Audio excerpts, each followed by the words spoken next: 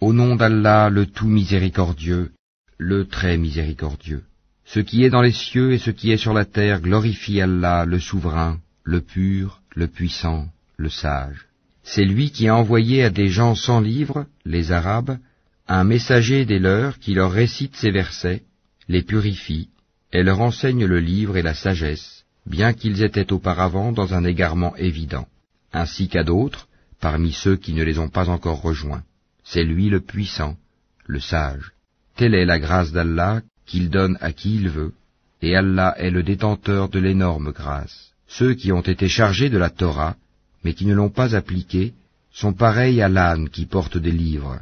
Quel mauvais exemple que celui de ceux qui traitent de mensonges les versets d'Allah, et Allah ne guide pas les gens injustes.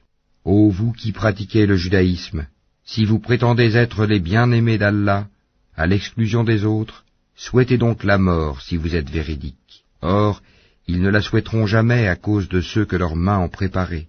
Allah cependant connaît bien les injustes. La mort que vous fuyez va certes vous rencontrer.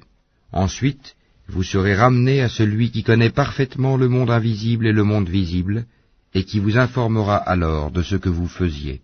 Ô vous qui avez cru, quand on appelle à la salate du jour du vendredi, accourez à l'invocation d'Allah, et laissez tout négoce. Cela est bien meilleur pour vous, si vous saviez.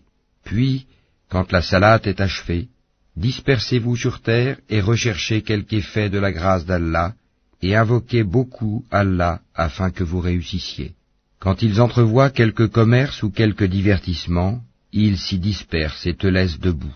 Dis, ce qui est auprès d'Allah est bien meilleur que le divertissement et le commerce, et Allah est le meilleur des pourvoyeurs.